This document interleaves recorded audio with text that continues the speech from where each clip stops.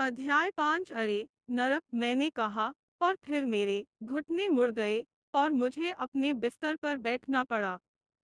मेरे कानों में एक अजीब सी भनभनाहट की आवाज आ रही थी और मेरे लिए सांस लेना मुश्किल हो रहा था।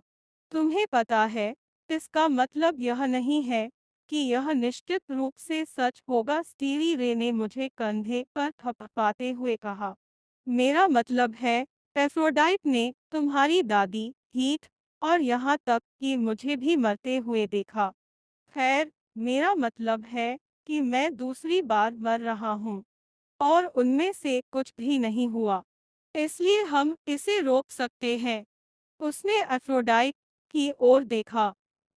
ठीक है। एफ्रोडाइट बेचैनी से बेचैन हो गई। अरे नरक, मैंने दूसरी बार कहा। फिर मैंने अपने आप को उस बड़े डर के घेरे में बात करने के लिए मजबूर किया जो मेरे गले के बीच में फंस गया था। तुमने मेरे बारे में जो कल्पना की थी, उसमें कुछ अलग है न? ऐसा इसलिए हो सकता है क्योंकि मैं इंसान हूँ, उसने धीरे से कहा। यह एकमात्र दृश्य है जो मैंने मनुष्य बनने के बाद देखा है, इसलिए हाँ, यह बहुत गलत नहीं लगता कि यह उन दृश्यों से अलग महसूस होगा जो मुझे तब महसूस हुए थे जब मैं एक नवजात शिशु था। लेकिन मैंने पूछा। उसने कंधे उचकाए और आखिरकार मेरी आंखों से नजरें मिलाई। लेकिन यह अलग महसूस हुआ। कैसे? ठीक है, यह ज्यादा भ्रामक लगा, मोइंस ज्यादा भावनात्मक, मोइंस ज्यादा उलझा हुआ। और मैंने जो कुछ देखा उसे मैं वास्तव में समझ नहीं पाया। मेरा मतलब है, मैं उन भयानक चीजों को नहीं पहचान पाया जो अंधेरे में चारों ओर उबल रही थी। उबल रही थी। मैं कांप उठा। यह अच्छा नहीं लगता। यह अच्छा नहीं था। मैं अंधेरे के अंदर छाया के अंदर छाया देख रहा था। ऐसा लग रहा था जैसे भूत वापस जीवित चीजों में बदल रहे थे। लेकिन वे जिन चीजों में बदल रहे थे, वे मेरे लिए देखने के लिए बहुत भयानक थी। तुम्हारा मतलब है कि वे इंसान या पिशाच नहीं है? हाँ, मेरा यही मतलब है। मैंने अपने आप ही अपना हाथ रगड़ा और मेरे शरीर में डर की लहर दौड़ गई। अरे नरक, क्या? स्टीवी रे ने कहा। आज रात कुछ ऐसा हुआ जिसने, ठीक है, मुझे तब हमला किया जब मैं अस्तबल से कैफेटेरिया की ओर जा रही थी। यह किसी तरह की ठंडी छाया थी जो अंधेरे से आ रही थी। यह अच्छा नहीं हो सकता, स्टीवी रे ने कहा। तुम अकेली थी? एफ्रोडाइट ने पूछा। उसकी आवाज चकमक पत्थर जैसी लग रही थी। हाँ, मैंने कहा। ठीक है, यही समस्या है, एफ्रोडाइट ने कहा। क्यों? तुमने अपने सपने में और क्या देखा? ठीक है, तुम दो अलग-अलग तरीकों से मरी जो मैंने पहले कभी नहीं देखा। एक दो अलग-अलग तरीकों से। यह बस बद से बदतर होता जा रहा था। शायद हमें थोड़ा इंतजार करना चाहिए और देखना चाहिए कि क्या एफ्रोडाइट के पास कोई और सपना है जो इस बारे में बात करने से पहले चीजों को स्पष्ट कर देगा, स्टीवी रे ने बिस्तर पर मेरे बगल में बैठते हुए कहा। मैंने एफ्रोडाइट की आंखों से नजर नहीं हटाई और मैंने वहां वही देखा जो मैं पहले से जानती थी। जब मैं सपनों को अनदेखा करती हूँ, तो वे सच हो जाते हैं। हमेशा, एफ्रोडाइट ने अंतिम रूप से कहा। मुझे लगता है कि यह सब पहले से ही हो रहा होगा, मैंने कहा। मेरे होठ ठंडे और कठोर लग रहे थे और मेरे पेट में दर्द हो रहा था। तुम मरने वाले नहीं हो, स्टीवी राय ने रोते हुए कहा, परेशान और पूरी तरह से मेरे सबसे अच्छे दोस्त की तरह। मैंने अपना हाथ स्टीवी राय के हाथ में डाल दिया। आगे बढ़ो, एफ्रोडाइट, मुझे बताओ। यह एक मजबूत दृष्टि थी, शक्तिशाली छवियों से भरी हुई, लेकिन यह पूरी तरह से भ्रामक थी।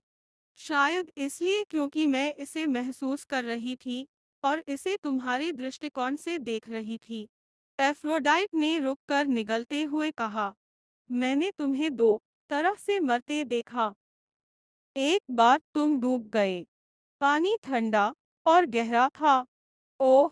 और इसकी बदबू भी थी, बुरी बदबू, उन गंदे ओक्लाहोमा तालाबों में से एक की तरह। मैंने कहा, अपनी खुद की मौत के बारे में बात करने की भयावहता के बावजूद उत्सुकता से। एफ्रोडाइट ने अपना सिर हिलाया। नहीं, मुझे लगभग 100% यकीन है कि यह ओक्लाहोमा में नहीं था। इसके लिए बहुत अधिक पानी था। यह समझाना कठिन है कि मैं इतना आश्वस्त कैसे हो सकता हूँ, लेकिन यह झील जैसा कुछ होने के लिए बहुत बड़ा और गहरा लगा। एफ्रोडाइट फिर से सोचने के लिए रुकी। फिर उसकी आंखें चौड़ी हो गईं। मुझे उस दृश्य के बारे में एक और बात याद है। पानी के पास कुछ ऐसा था जो एक द्वीप पर एक असली महल जैसा दिख रहा था, जिसका मतलब है कि यह पुराना पैसा है, शायद यूरोपीय, और वह मेरे पास पैसे है। चलो एक आरवी खरीदे का कोई घटिया उच्च मध्यम वर्गीय संस्करण नहीं है। तुम वाकई एक घमंडी हो, एफ्रोडाइट, स्टीवी रे ने कहा। धन्यवाद, एफ्रोडाइट ने कहा। ठीक है, तो तुमने मुझे यूरोप में एक असली द्वीप पर एक असली महल के पास डूबते देखा। क्या तुमने कुछ और देखा जो थोड़ा भी मददगार हो सकता है? मैंने पूछा। ठीक है, इस तथ्य के अलावा कि तुम अलग-थलग महसूस कर रही थी, मॉइंस, मेरा मतलब है कि दोनों दृश्यों में वास्तव में अकेली मैंने एक आदमी का चेहरा देखा। वह तुम्हारे मरने से कुछ समय पहले तुम्हारे साथ था। कोई ऐसा जिसे मैंने पहले कभी नहीं देखा, कम से कम आज तक नहीं। क्या? कौन? मैंने उस स्टार्क बच्चे को देखा। उसने मुझे मार डाला। मुझे लगा कि मैं उल्टी करने जा रहा हूँ। कौन है स्टार्क? स्टीवी राय ने मेरा हाथ पकड़ते हुए पूछा। नया बच्चा जो आज ही शिकागो हाउस ऑफ नाइट से यहाँ आया है, मैंने कहा। उसने मुझे मार डाला। मैंने एफ्रोडाइट से सवाल दोहराया। मुझे नहीं लगता कि ऐसा है। मैं उसे ठीक से देख नहीं पाया और वहाँ अंधेरा था, लेकिन ऐसा लग रहा था कि उसे आखिरी बार देखने पर भी तुम उसके साथ सुरक्षित महसूस कर रही थी। उसने मेरी तरफ अपना माथा ऊपर उठाया। लगता है कि तुम Eric slash Heath slash Lauren की पूरी गड़बड़ी से उबर जाओगी। मुझे इस सब के लिए खेद है। एफ्रोडाइट ने मुझे बताया कि क्या हुआ, स्टीवी राय ने कहा। मैंने स्टीवी राय को धन्यवाद कहने के लिए अपना मुंह खोला और फिर मुझे एहसास हुआ कि वह और Aphrodite Eric slash Heath slash Lauren की गड़बड़ी की गहराई को नहीं जानते थे। वे स्कूल से दूर थे और मानव मीडिया ने लॉरेन ब्लेक की मौत के बारे में कुछ भी नहीं बताया था। मैंने एक गहरी सांस ली। मैं इस बारे में बात करने की बजाय अपनी मौत के बारे में सुनना पसंद करूंगा। लॉरेन मर चुकी है, मैंने अचानक कहा। क्या? कैसे? मैंने एफ्रोडाइट की ओर देखा। 2 दिन पहले। यह प्रोफेसर नोलन की तरह था। लॉरेन का सिर काट दिया गया और उसे सूली पर चढ़ा दिया गया और स्कूल के सामने के गेट पर एक नोट के साथ कील ठोक दी गई, जिसमें उसके दिल में घिनौने तरीके से ठोके जाने के बारे में बाइबल की कुछ भयानक आयतें लिखी थी। मैंने बहुत तेजी से बात की, अपने मुंह से भयानक शब्दों का स्वाद लेना चाहती थी। ओह नहीं! एफ्रोडाइट ने सफेद रंग की एक घिनौनी छाया बना ली और स्टीवी रे के पुराने बिस्तर पर भारी होकर बैठ गई। ज़ोई, यह बहुत भयानक है, स्टीवी रे ने कहा।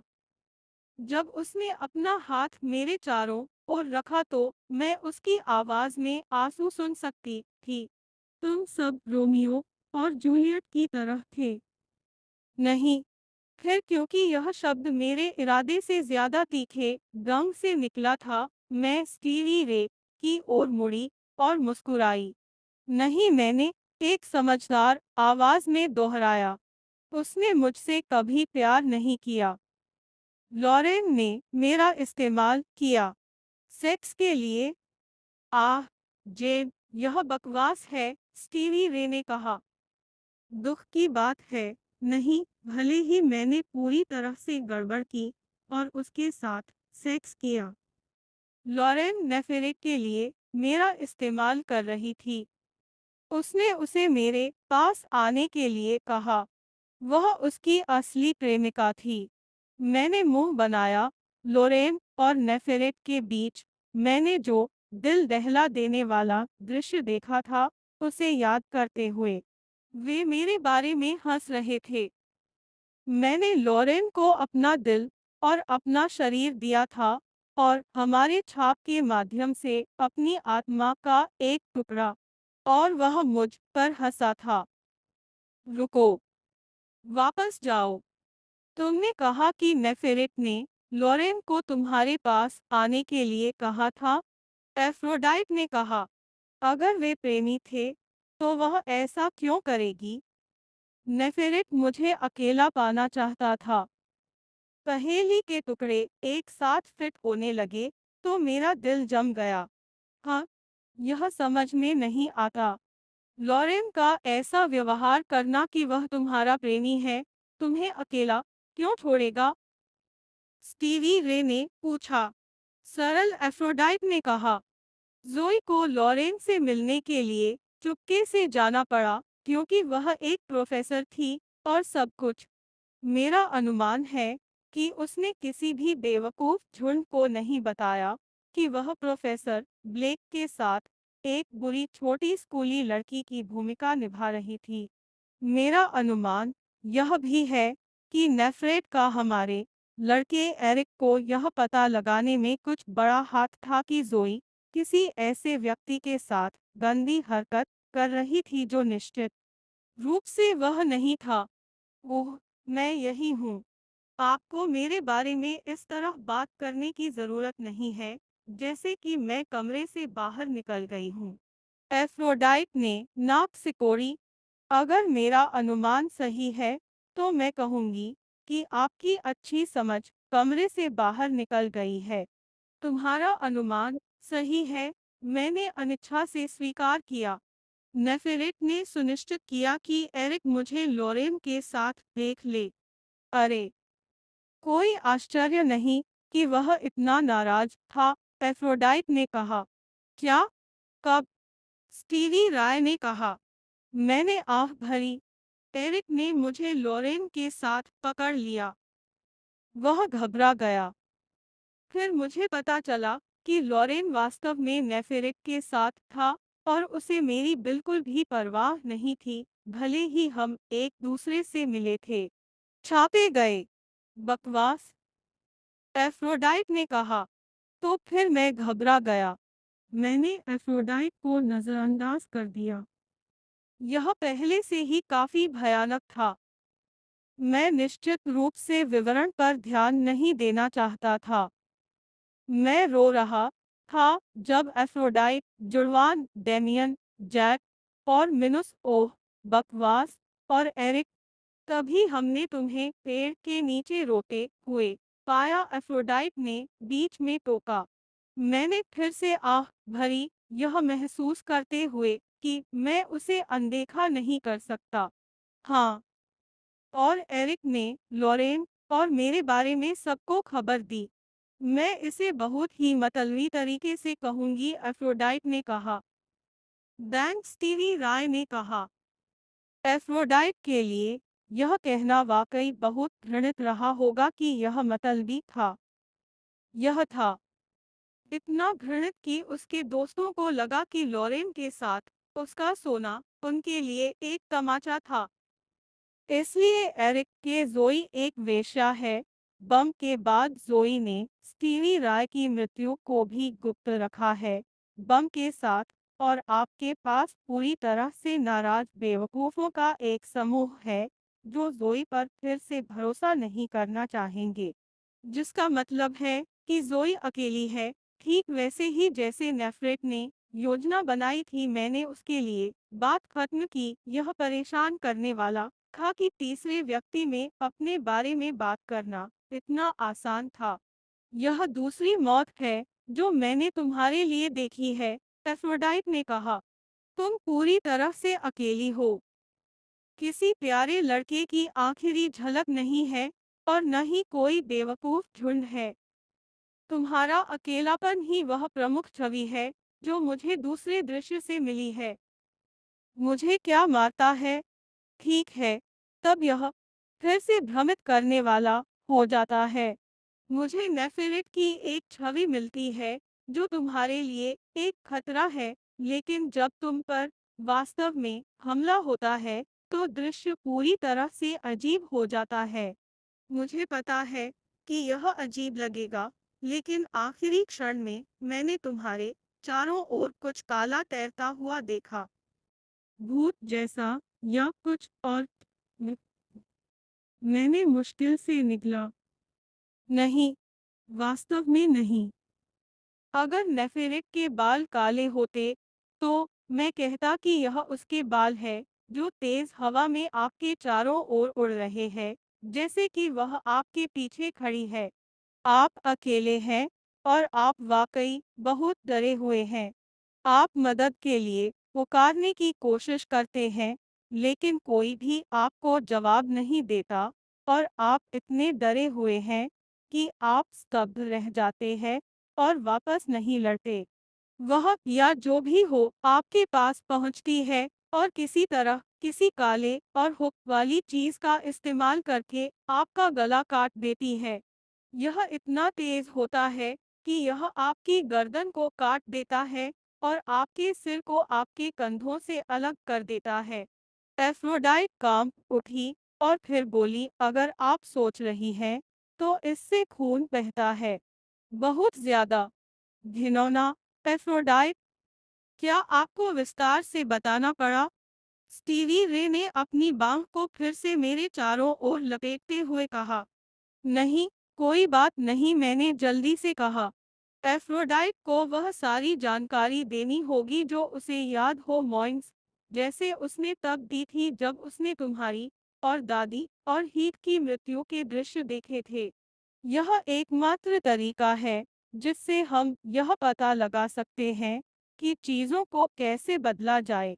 तो तुमने मेरी दूसरी मृत्यु के बारे में और क्या देखा? मैंने एफ्रोडाइट से पूछा। बस इतना कि तुमने मदद के लिए पुकारा, लेकिन कुछ नहीं हुआ। हर कोई तुम्हें अनदेखा करता है, एफ्रोडाइट ने कहा। मैं आज डर गई थी जब रात में जो कुछ भी था वह मेरे पास आया। इतना डर कि एक पल के लिए मैं बस स्तब्ध रह गई और मुझे नहीं पता था कि क्या करना है। मैंने कहा, बस याद करके कांप रही थी। क्या नेफरेट का तुम्हारे साथ पहले जो कुछ भी हुआ था उसमें कुछ हाथ हो सकता है? स्टीवी रे ने पूछा। मैंने कंधे उचका दिए। मुझे नहीं पता। मेरे लिए देखने के लिए कुछ भी नहीं था सिवाय कुछ खौफनाक कालेपन के।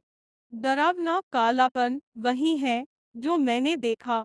मुझे यह कहने में जितना भी अरुचि हो, आपको यह सुनिश्चित करना होगा कि बेवकूफ़ों का झुंड अब आपसे नाराज न हो, क्योंकि आपका दोस्त न होना अच्छी बात नहीं है, एफ्रोडाइट ने कहा।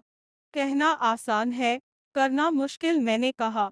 मुझे समझ में नहीं आता क्यों, स्टीवी राय ने कहा। बस उन्हें नेफरेट के बारे में सच्चाई बता दें कि वह लॉरेन और आपके पीछे है, और उन्हें बताएं कि जब मैं मर चुकी थी तो आप मेरे बारे में कुछ नहीं कह सकते थे, क्योंकि नेफरेट। स्टीवी राय की तलवारें धीमी पड़ गई क्योंकि उसे एहसास हुआ कि वह क्या कह रही थी। हाँ, यह शानदार है। उन्हें बताएं कि नेफरेट एक दुष्ट कुतिया है जो मरे हुए बच्चों का एक समूह बनाने के पीछे है।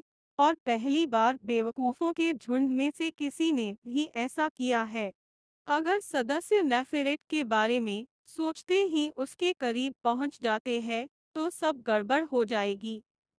इसका मतलब है कि हमारी दुष्ट कुतिया उच्च पुजारिन न केवल वह सब जान जाएगी जो हम जानते हैं, बल्कि वह शायद आपके छोटे दोस्तों के साथ कुछ बहुत बुरा करेगी। एफ्रोडाइट ने रुककर अपनी खुरदी थपथपाई।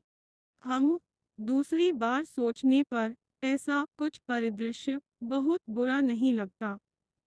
अरे स्टीवी, राय ने कहा, डेमियन और जुड़वान और जैक पहले से ही कुछ जानते हैं जो उन्हें नेफेरेट के साथ बड़ी मुसीबत में डालने वाला है। वे मेरे बारे में जानते हैं। अरे नरक, मैंने कहा। अच्छा बकवास, एफ्रोडाइट ने कहा। मैं स्टीवी राय मरी नहीं है वाले विवरण के बारे में पूरी तरह से भूल गई। आश्चर्य है कि नेफेरेट ने आपके किसी दोस्त के छोटे दिमाग से यह बात क्यों नहीं निकाली और पहले से ही इस बारे में क्यों नहीं सोचा।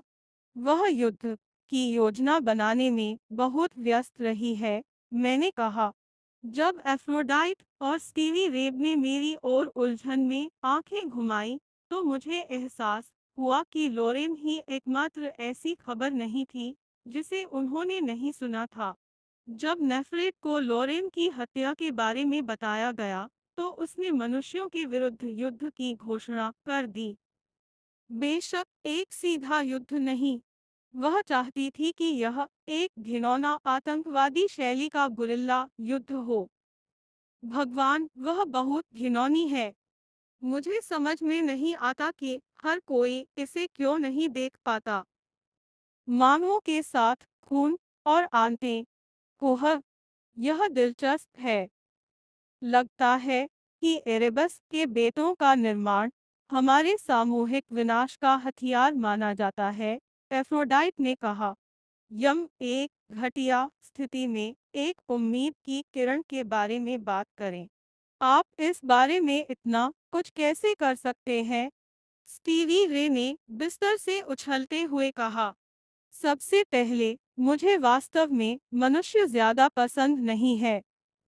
एफ्रोडाइट ने स्टीवी रे की तीखी टिप्पणियों को रोकने के लिए हाथ बढ़ाया। ठीक है, हाँ, मुझे पता है। मैं अब एक इंसान हूँ जो मुझे उफ कहने पर मजबूर करता है। दूसरा, जोई जिंदा और स्वस्थ है, इसलिए मैं इस डरावने छोटे युद्ध के बारे में विशेष रूप से चिंतित नहीं हूँ। तुम किस बारे में बात कर रही हो, एफ्रोडाइट? मैंने कहा। एफ्रोडाइट ने अपनी आंखें घुमाई। क्या तुम कृपया मेरे साथ बनी रहोगी? नमस्ते मोइंस, अब यह बिल्कुल सही समझ में आता है। मेरा दृष्टिकोण मनुष्यों और वैम्प्स और कुछ खौफनाक बोगर राक्षस चीजों के बीच युद्ध के बारे में था। वास्तव में वे शायद वही हैं जिन्होंने तुम पर हमला किया, और बहुत अच्छी तरह से नेफरेट के गुर्गे हो सकते हैं जिनके बारे में हम नहीं जानते।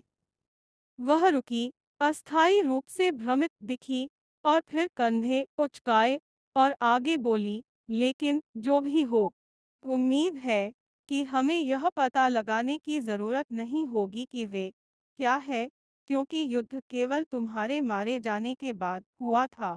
दुखद और विचित्र रूप से मैं शायद जोड़ें।